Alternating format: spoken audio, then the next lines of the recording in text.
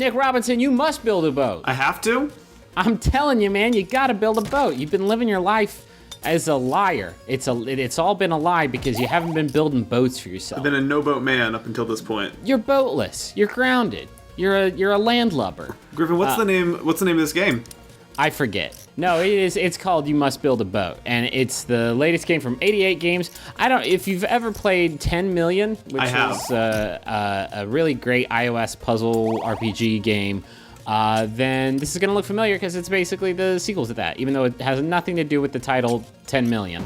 You're no longer trying to gather 10 million points by matching puzzle tiles and surviving a dungeon. You know what you're trying to do?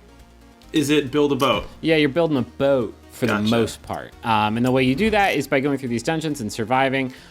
Even if you haven't played 10 million, you can probably figure out what's going on here by sliding these different rows and columns. I try to match 3 or more of the same tile to do a melee attack if I get all the swords together, or a magic attack if I can get the wands together. And then there's crates, and if you match those, you might get an item.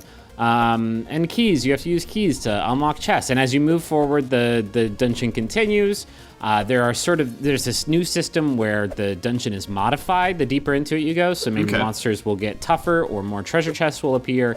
And you can also change the dungeon before you even start playing, before you dive into the dungeon, you can pick how many quests you want to do and how difficult you want it to be and what kind of rewards you can get. So there's kind of a risk reward thing. So by moving into this next part, now treasure chests are harder to open, so I have to match one more of these key things. I'll tell you, this looks a lot like what I remember 10 Million being like. How similar is it really? Oh, remarkably, extremely similar. Okay. Very, very, very similar. Except there's some new mechanics that I will get to that are kind of cool. For instance, there's a monster capturing and training mechanic. Okay. And you know how daddy feel about that. I do know you're a Pokemon liker. I'm a liker of Pokemon, Jade Cocoon, anything where you capture and train and love monsters. Those are the two big ones. So yeah, it's a Pokemon and Jade Cocoon. That's it. I've never heard of Yokai Watch. It's all just sort of Jade Cocoon for me.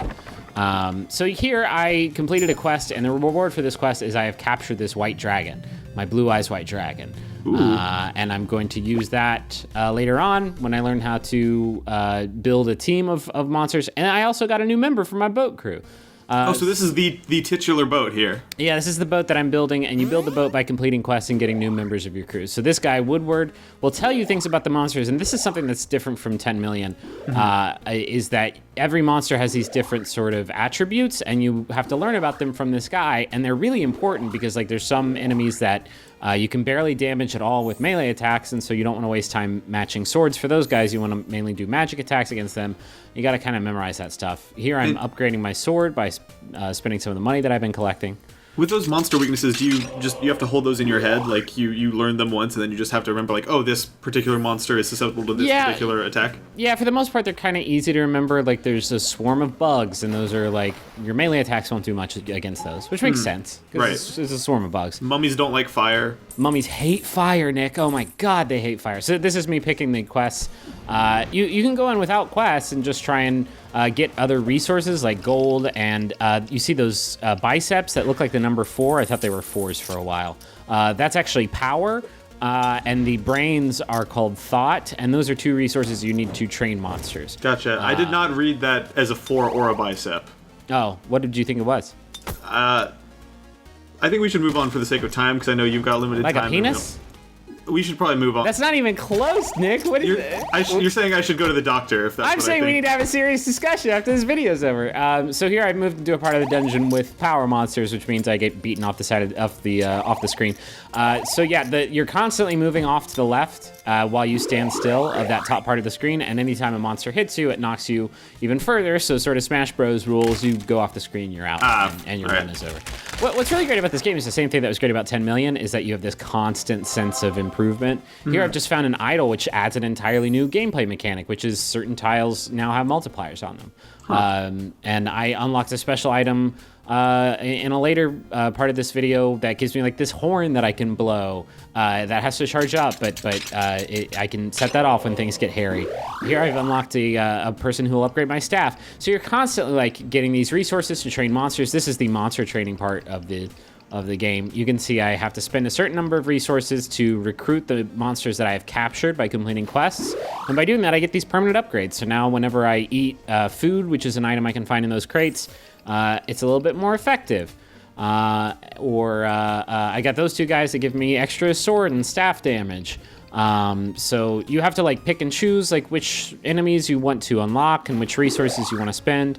It's basically just sort of another customization mechanic. I didn't go too much deeper into the game because I didn't want to like ruin all of the unlocks because that's like, you know, the cool thing about this game. Right. But I'm playing this on Steam, if you couldn't figure that out with the cursor on the screen. But it's also out on Android and iOS, and I think it's like kind of perfect for those platforms. Yeah, I mean, I feel like 10 million made its mark as like kind of an iOS game that nobody expected, or a mobile game that they kind of snuck up on us. It's like, hey, this game exists and it's really, really fun and kind of ugly, but really, really interesting, and there's sort of some depth to it. It's the progression mechanic. It's just absolutely relentless, and it gets right with like so many puzzle RPGs get wrong.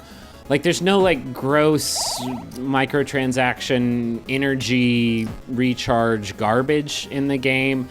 It does a really smart thing where the mechanics are relatively limited. Like you only have a few things that you can upgrade, but like because of that, everything sort of feels like, even when you get one small upgrade for your weapon, like you can feel it and it doesn't get lost in the shuffle, and you feel some efficacy to everything that you're doing. And that is something that like almost no games get right. There you just saw, if you were paying attention to the top part of the screen, well, there was a trap. There are traps that will fly at you now, and the traps come in the shape of the different tiles. And if you could really, really quickly match the tile that matches the trap, so that was a sword trap.